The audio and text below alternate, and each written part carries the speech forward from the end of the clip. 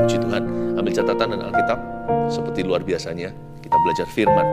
Saya berikan judul, korban yang berkenan dalam masalah. Ya, korban yang berkenan dalam masalah. Kejadian pasal 8 ayat 15-22. Sebenarnya dalam atau tidak dalam masalah ya tetap harus mempersembahkan korban kepada Tuhan, karena Tuhan itu layak menerima segala sesuatu dari kita. Tuhan itu nggak greedy atau serakah, maunya yang terbaik, maunya semua, enggak. Tuhan itu menguji iman kita. Karena itu jangan lenyapkan korban ketika Anda dalam masalah. Karena tanpa korban tidak akan ada kemuliaan. Korban kepada yang berkenan kepada Tuhan itu seperti bahan bakarnya atau seperti kayu bakar. Ketika api turun itu dia cari mezbah. Nah, korban bakaran kita, korban persembahan kita, maksudnya persembahan korban kita yang berkenan itu sangat menentukan kemuliaan yang Tuhan akan kerjakan di dalam hidup kita. Karena itu jangan lenyapkan korban mentang-mentang kita di dalam persoalan. Jangan pernah kita itu menahan apa yang menjadi hak milik Tuhan. Dan jangan pelit sama Roh Kudus. Sebab Tuhan Yesus itu tidak pernah kekurangan apa-apa. Dan Tuhan adalah gembala kita, kita pun tidak akan kekurangan sesuatu. Ikut Tuhan itu selalu klop pada akhirnya. Selalu klop. Tidak pernah kekurangan apa-apa. Mari kita baca firman Tuhan, Kejadian pasal 8 ayat 15 bunyinya, lalu berfirmanlah Allah kepada Nuh, keluarlah dari bahtera itu, engkau bersama-sama dengan istrimu serta anak-anakmu dan istri anak-anakmu, segala binatang yang bersama-sama dengan engkau, segala yang hidup, burung-burung, hewan, dan segala binatang melata yang merayap di bumi, suruhlah keluar bersama-sama dengan engkau, supaya semuanya itu berkeriapan di bumi, serta berkembang biak dan bertambah banyak di bumi. Lalu keluarlah Nuh bersama-sama dengan anak-anaknya dan istrinya, dan istri anak-anaknya, segala binatang liar, segala binatang melata, dan segala burung, semuanya yang bergerak di bumi masing-masing menurut jenisnya, keluarlah juga dari bahtera itu. Saya mulai dulu dengan beberapa pewahyuan sederhana. Mulai lagi ayat 15, lalu berfirmanlah Allah kepada Nuh. Kita tahu kejadian Nuh itu sebenarnya mengenaskan karena binasa seluruh dunia. Termasuk hewan yang innocent itu. Mereka ikut-ikutan dihukum akibat dosa manusia. Jangan pertanyakan keadilan Tuhan. Tuhan itu selalu paling adil, Tuhan itu selalu benar. Tapi ya memang dosa ada konsekuensinya karena manusia itulah ruler. Manusia itu pangeran ciptaan. Jadi kalau kita salah itu orang lain kena. Setiap keputusan kita itu pasti berdampak.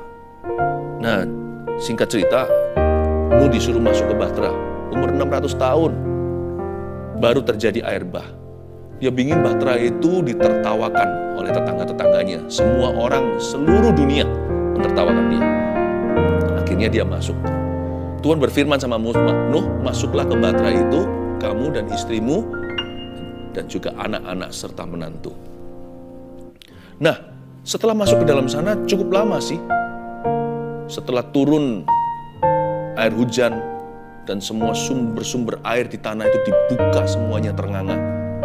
Lalu dari langit turun air bah, banjir luar biasa sampai gunung pun termasuk gunung-gunung yang tertinggi di dunia tertelan semuanya.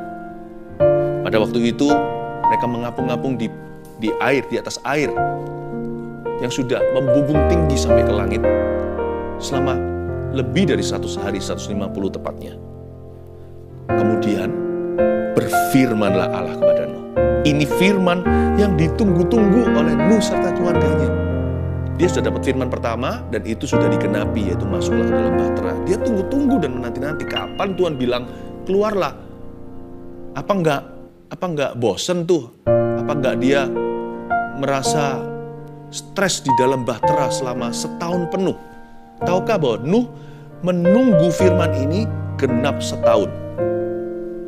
Jadi total sejak hujan dia masuk ke pintu, nanti waktu dia keluar itu setahun kemudian.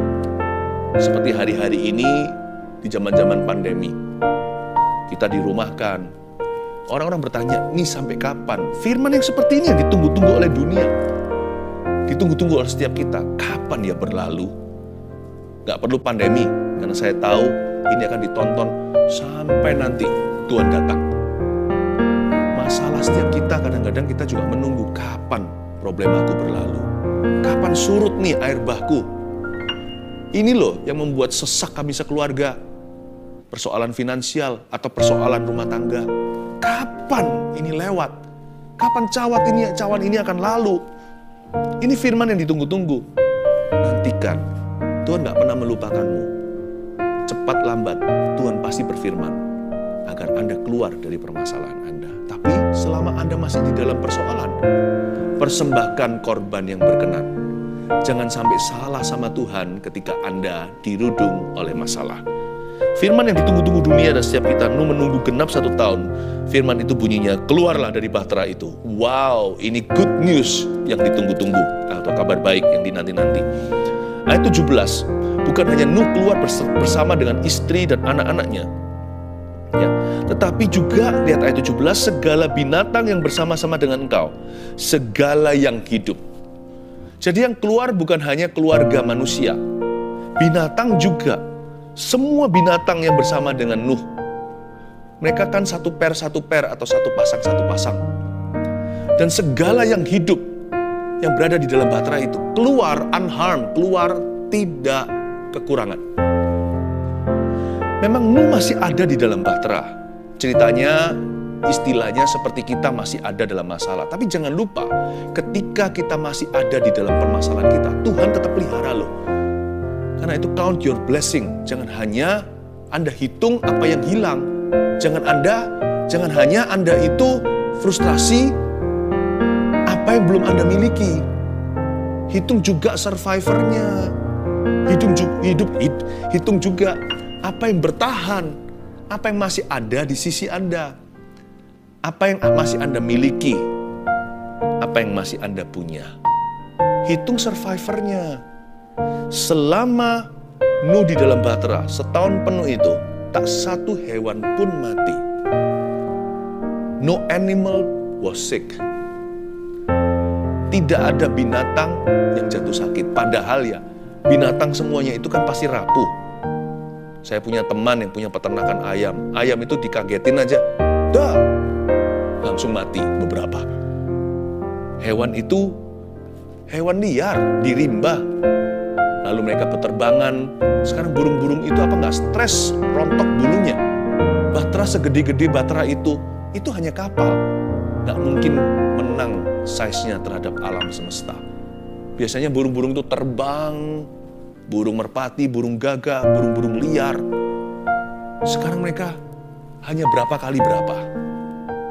Lalu belum lagi hewan-hewan yang selama ini berkeliaran di hutan belantara. Lalu sekarang mereka berada di kandang-kandangnya. Kan bukankah firman Tuhan berkata bahwa hewan-hewan itu Tuhan bawa kepada Nuh persis sebelum hujan tiba? Hewan binatang itu datang satu per, satu pasang, tanpa pemberitahuan, tanpa ada usaha. Kalau Tuhan yang ada mau, Tuhan yang buka jalan. Kalau Tuhan memberi janji, Tuhan yang genapi. Hewan itu datang sendiri. Nuh bahkan tidak kejar-kejaran. Nuh tidak coba tangkap. Tidak perlu usaha manusia. Nuh hanya percaya. Dan waktu hewan itu sudah ada di dalam bahtera, sudahkah Anda mempertimbangkan? Bagaimana mungkin hewan-hewan itu tidak ada satu ekor pun yang mati? Nggak ada yang jatuh sakit. Please count your blessing, name them one by one. Hitung berkatmu. Dan tolong diberikan. Tolong Anda itu mempertimbangkan satu persatu yang Allah lakukan. Sementara Anda masih di ujung masalah, bagaimana Tuhan memelihara. Luar biasa loh. He takes care of his people. Dan waktu saya baca ini, saya terkagum. Nuh juga satu keluarga, Nabi Nuh dan istrinya, 3 orang anaknya, 3 orang menantunya yang masuk dalam bahtera. Mereka juga baik-baik saja. Lalu kita lihat ayat 20 sekarang ya. Mari kita pelajari apa yang Nuh lakukan. Segera dia keluar dari bahtera. What did he first do when he came out of the problem? Apa yang dia lakukan? Tindakan Nuh yang pertama-tama ketika dia keluar masalah itu apa? Ya, Lalu Nuh, ayat 20, mendirikan mezbah bagi Tuhan. Itu dia. Lalu Nuh mendirikan mezbah bagi Tuhan. Lanjutkan dulu. Dari segala binatang yang tidak haram dan dari segala burung yang tidak haram diambilnya beberapa ekor. Lalu ia mempersembahkan korban bakaran di atas mezbah itu. Ketika Tuhan mencium persembahan yang harum itu, berfirmanlah Tuhan dalam hatinya, aku tak akan mengutuk bumi ini lagi karena manusia, sekalipun yang ditimbulkan hatinya adalah jahat dari sejak kecilnya. Dan aku tak akan membinasakan lagi segala yang hidup seperti yang telah kulakukan. Selama bumi masih ada, tak akan berhenti-henti musim menabur dan menuai, dingin dan panas, kemarau dan hujan, siang dan malam. Apa yang Nuh lakukan pertama kali keluar dari Bahtera? This is the first act of Noah when he left the ark.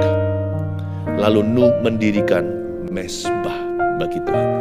Yang Nuh lakukan dulu, nomor satu, ketika masalah itu sudah lalu, adalah dia menyembah Tuhan dengan mempersembahkan korban.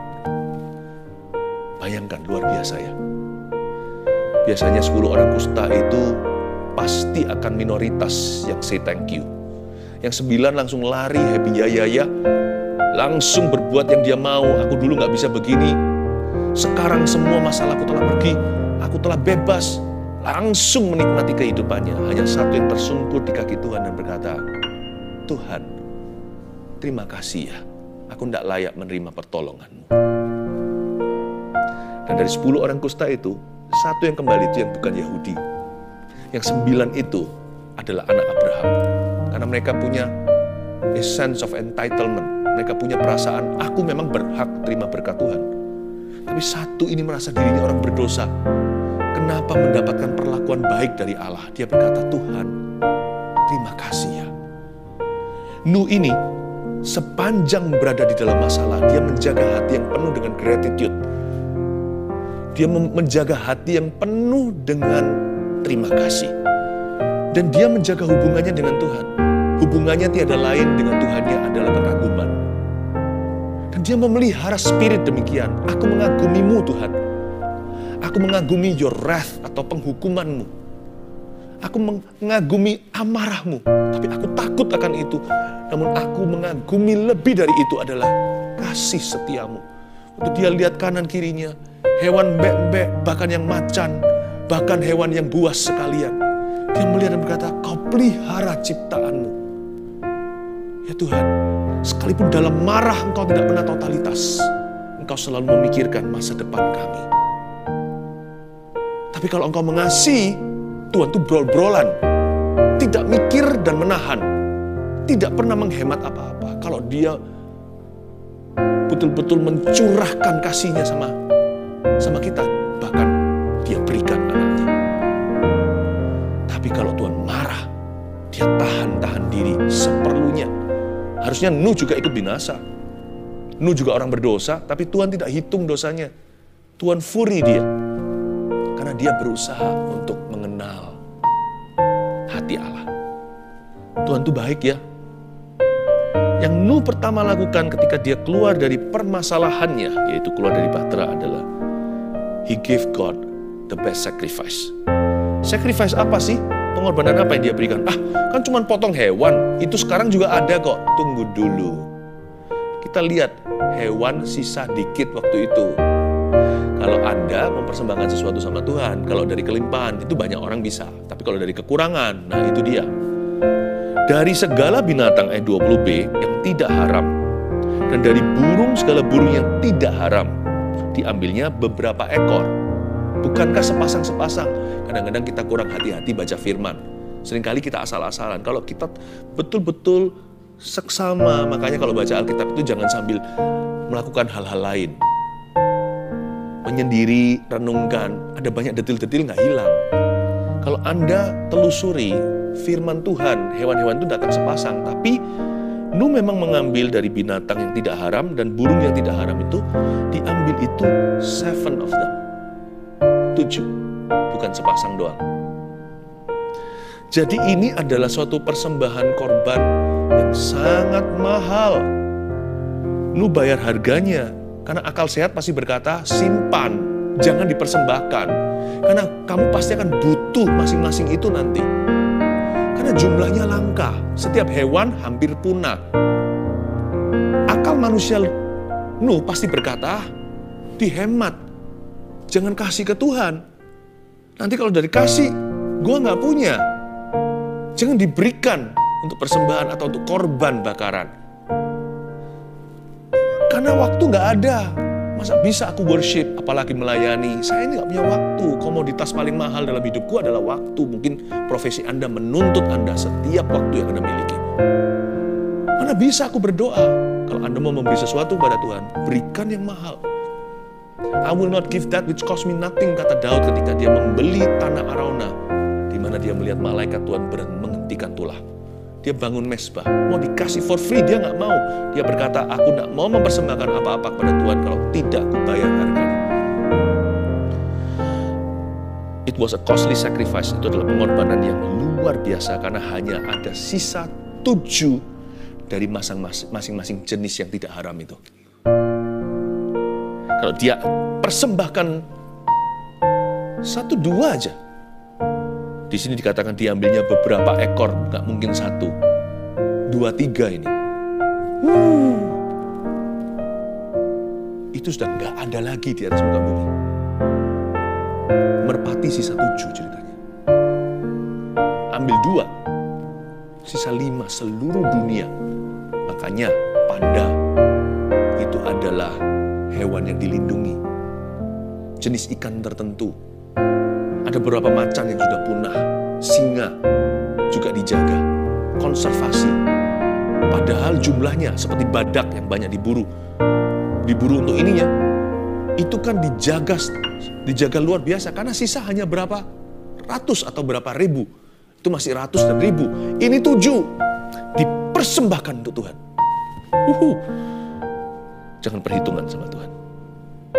Ketika dalam masalah, orang biasanya dikikir, saya tidak bicara soal uang. Saya bicara soal hidup ini. Saya bicara soal hati. Hatinya bisa jadi picik. Ya. Dan Nuh mempersembahkan itu, makanya ayat 21, ketika Tuhan mencium persembahan yang harum itu, berfirmanlah Tuhan dalam hatinya karena dia tergerak. Aku tak akan mengutuki bumi lagi karena manusia. Ketika Tuhan mencium persembahan yang harum itu, yang Tuhan cium bukan dagingnya, yang Tuhan cium adalah hatinya. Tuhan mencium hatinya Nuh. Nuh tidak mengikuti akalnya sebagai manusia. Nuh mengikuti akal kasih karunia. Suara kasih karunia beda sama akal sehat. Akal sehat tadi, simpan saja. Karena tinggal sedikit loh ya.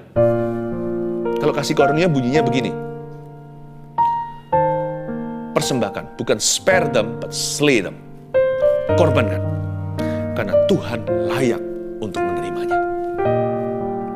Lain, aku gak punya waktu. Korbankan suatu waktumu yang terbaik untuk Tuhan. Bukan karena engkau punya waktu, aku punya waktu.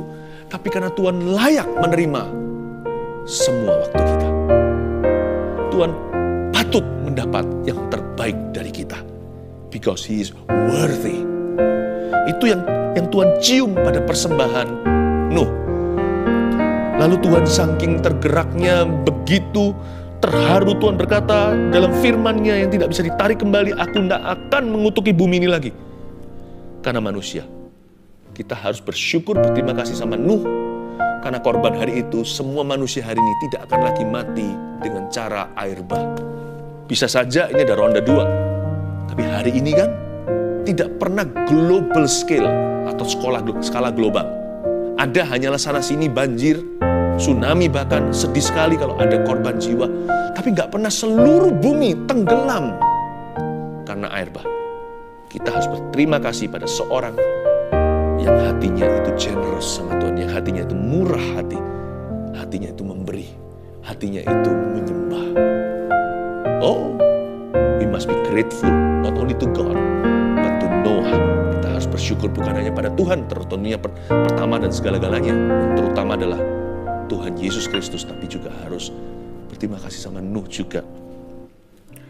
Aku tak akan mengutuki bumi ini lagi karena manusia. Sekalipun yang ditimbulkan hatinya adalah jahat dan sejak kecilnya. Dan aku tidak akan membinasakan lagi segala yang hidup seperti yang telah kulakukan. Ini yang saya sebut full mercy. kasih karunia sepihak ya ini. Ini yang namanya belas kasihan Allah dari sisinya. Karena Tuhan berkata begini, aku nggak akan mengutuk bumi lagi, nggak akan menghancurkan dengan cara yang demikian. Sekalipun, berarti Tuhan tahu manusia tetap tidak akan grateful. Manusia tetap tidak akan berterima kasih. Manusia tidak akan berubah. Tuhan berkata, meskipun demikian, sekalipun yang ditimbulkan hatinya adalah jahat dari sejak kecilnya, aku tak akan membinasakan mereka. Kira-kira gitulah ilustrasinya kalau kita mau memahami pengorbanan Yesus di Kalvari atau di Golgota. Kita ini diterima sebagai anak-anak Allah. Karena menerima Yesus, kita diberikan spirit atau roh adopsi sebagai anak Tuhan. Kita ini namanya dipindah dari maut kepada hidup, dari gelap ke terang. Nama kita ditulis dalam kitab kehidupan. Itu semua karena Tuhan, Allah Bapa kita, menerima pengorbanan Yesus Kristus di Kalvari. Kita tidak bisa masuk surga karena amal sosial dan kesalehan sendiri. Nonsens itu, tidak mungkin bisa. Seperti berjalan di atas seutas tali, dibagi berkali-kali. Gak mungkin terjadi. Ketika Bapa melihat putranya di atas kayu salib digantung di situ, Eloi, Eloi, lama sabachthani, Bapakku, mengapa engkau meninggalkan aku? Ketika dia berdarah tidak rupa manusia, dia mencium persembahan Allah Putra. Dan dia berkata, aku tidak akan membinasakan. Sebut namamu sendiri, Jeffrey. Aku tidak akan membinasakan Lucia. Aku tidak akan membinasakan Lorraine. Aku tidak akan membinasakan Philip Mantova. Tapi aku akan menerima mereka. Full mercy. Tahukah bahwa hari ini Anda ada di dalam kerajaan sorga? Sekalipun kita masih hidup di bumi, Anda sudah didamaikan dengan Allah itu bukan karena kebaikanmu. Itu karena persembahan Yesus Kristus. Nah, ayat 22, selama bumi masih ada, jadi Tuhan tak akan membinasakan lagi segala yang hidup. Tak akan berhenti-henti musim menabur dan menuai, dingin dan panas, kemarau dan hujan, siang dan malam. Sedikit informasi aja, kayaknya setelah air bah itu ada perubahan ekologi di environment atau di alam semesta. Zaman dulu, sepertinya hanya ada satu musim, satu iklim. Seolah-olah waktu itu climate-nya moderat saja. Jadi sejuk gitu seperti di Taman Eden. Tapi sejak hari itu sudah ada varian. Ya, varian temperatur, ada variasi musim. Masuklah dunia ke dalam yang namanya Ice Age. Atau musim dingin juga. Mungkin di zaman-zaman itu banyak sekali hewan-hewan sebelum air bah itu yang punah. Lalu setelah itu, bumi masuk kepada musim menabur, musim menuai. Dahulu kala, kayaknya nggak perlu menabur, sudah ada di mana-mana. Tapi sekarang, tanah pun berbeda. Dingin dan panas. Ada kemarau dan hujan. Ya. Selain itu, bukan hanya siang dan malam. Sepertinya, semua kejadian air bah itu mengubah bumi di mana kita tinggali. Sehingga manusia sejak air bah tidak pernah hidup lagi di atas bumi. Tidak pernah hidup lagi seperti zaman dahulu kala, 900 sekian. 900 tahunan, udah nggak ada. Usia manusia jadi pendek. Saya nggak tahu ya, tapi interesting aja, sekedar bercerita aja, kongko dengan Anda. Air yang memisahkan, yang dipisahkan dengan space atau dipisahkan dengan langit di atas itu kayaknya itu dibuka tingkap langitnya, mungkin ada lapisan tertentu sudah tiada. Jadi hari ini manusia hidup tidak sepanjang sebelum air bah. Tapi untung sih, manusia itu pikirannya sejak kecil adalah jahat. Hidup lama-lama hanya merusak secukupnya. 780 itu pun dekorasinya banyak penderitaan. Anggaplah salib lah. Harus melalui banyak penderitaan untuk masuk dalam kerajaan sorga. Cukup menurut saya. Tidak cukup usia manusia sekarang untuk memuliakan Allah. Nah, selain itu, kalau kita melihat sekarang siang malam, dingin panas, winter, summer, manusia tambah jahat, tapi tetap terus berlaku. Ada kemarau, ada hujan, menabur, menuai. Harusnya kita itu semakin memuji Tuhan dan berkata, wow Tuhan, Kau setia ya. Dari sejak Nuh sampai hari ini, tidak pernah Kau hancurkan lagi bumi. Kalau saya setiap kali lihat ganti musim, kalau di Indonesia kan hanya musim hujan, musim kemarau. Ada 4 musim, summer, winter, spring, fall. Kita lihat perubahan musim, pagi, malam, malam, pagi. Saya hanya berkata, Tuhan, terima kasih. Engkau masih percaya kepada kami. Terima kasih, Engkau masih memberi kami kesempatan. Karena itu dalam kehidupan ini, senantiasa usahakan untuk mempersembahkan korban yang berkenan. Ada 3 hal. Korban yang berkenan itu seperti apa? Yang pasti nomor 1 adalah tubuh kita. Roma 12 ayat 1 berkata, karena itu saudara-saudara, demi kemurahan Allah, aku menasihatkan kamu supaya kamu mempersembahkan tubuh sebagai persembahan yang hidup, yang kudus, dan yang berkenan kepada Allah. Itu adalah ibadahmu yang sejati. Kalau kita sedang dalam masalah apalagi, jangan berdosa. Memang jangan berdosa itu bukan hanya dalam masalah. Ketika nggak ada masalah juga jangan berdosa. Tapi biasanya manusia dalam persoalan cenderung meninggalkan Allah. Karena itu, korban yang berkenan setiap waktu, apalagi ketika seseorang berada dalam masalah, adalah mempersembahkan tubuhnya sebagai persembahan yang hidup dan berkenan kepada Allah. Jangan tinggalkan Tuhan ketika dalam masalah. Jangan kita jatuh dalam dosa secara sengaja. Karena kita kecewa, kok doaku belum dijawab ya? Kita marah sama Tuhan, mengepalkan tangan kita, tinju kita ke sorga dan berkata, di mana engkau ketika aku membutuhkanmu? Jangan lakukan itu. Jangan mengepal tinju, angkat tangan seperti ini dan menyembah ketika mujizat belum terjadi. Kita masih bisa memberikan persembahan yang berkenan. Jangan marah sama Tuhan. Jangan melukai diri sendiri. Jangan menjadi orang yang murtad dan menjual imannya. Jangan jadi orang yang merupakan kutuk bagi sesamanya. Jangan liar hatimu. Persembahkan tubuhmu ketika dalam masalah. Tuhan, aku nggak bisa keluar dari masalahku, belum keluar dari Patra. Tapi satu hal yang aku bisa berikan, dan aku nggak perlu tunda. Bapa, aku persembahkan tubuhku sebagai persembahan yang hidup kepadamu, kudus dan yang berkenan. 2, apa yang kita bisa persembahkan sebagai persembahan yang berkenan pada Tuhan adalah harta kita. Filipi 4:18 berkata, kini aku telah menerima semua yang perlu daripadamu, kata Paulus. Malahan lebih daripada itu, aku berkelimpahan, karena aku telah menerima kirimanmu dari Epafroditus, suatu persembahan yang harum, suatu korban yang disukai dan yang berkenan kepada Allah. Kalau kita tidak bisa memberi dari kelimpahan, kita bisa memberi dari kekurangan. Jangan pernah kita jadi orang yang kikir, picik, dan pelit. Sekalipun masih dirudung masalah keuangan sekalipun, tolaklah untuk menjadi orang yang perhitungan dengan Tuhan. Taburlah apa yang baik. Belajarlah untuk berbelas kasihan pada orang-orang di sekeliling Anda. Ya. Dan juga belajar untuk melakukan kebenaran. Jangan pelit sama Tuhan ketika kita masih di dalam masalah. Saya ngerti ada orang tertentu yang betul-betul dirudung masalah financial.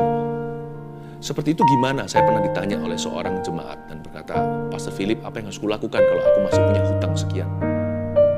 Apakah aku tetap mendukung misi? Apakah aku tetap akan memberikan persembahan itu dan ini? Saya berkata, no. Sebagai hamba Tuhan yang takut akan Tuhan, saya beritahu, prioritas nomor 1 adalah kembalikan uang orang lain dulu. Anda tidak bisa memberi persembahan dari sesuatu yang bukan milikmu. Itu uang orang lain. Balikin. Itu bukan hakmu. Kau mencuri hak mereka. Kembaliin. Bahkan tidak bisa memberikan persembahan apa-apa. Nggak boleh. Tuhan tidak mau persembahan titipan. Apalagi kalau orangnya itu nggak tahu dan nggak suka rela. Mereka lagi marah sama kamu. Uangnya belum dikembalikan. Balikin. Kalau Anda mau memberi sesuatu, beri dari sesuatu yang merupakan hakmu. Dari kekurangan, yang mawas diri, tahu porsi. Saya dulu waktu masih sekolah, kalau saya memberikan persembahan atau saya belajar untuk memberkati seseorang, ya kan, langsung, secara langsung, Saya ambil dari allowance saya ambil dari uang saku saya yang memang sudah mingguan sekian. Karena saya memang belum berpenghasilan.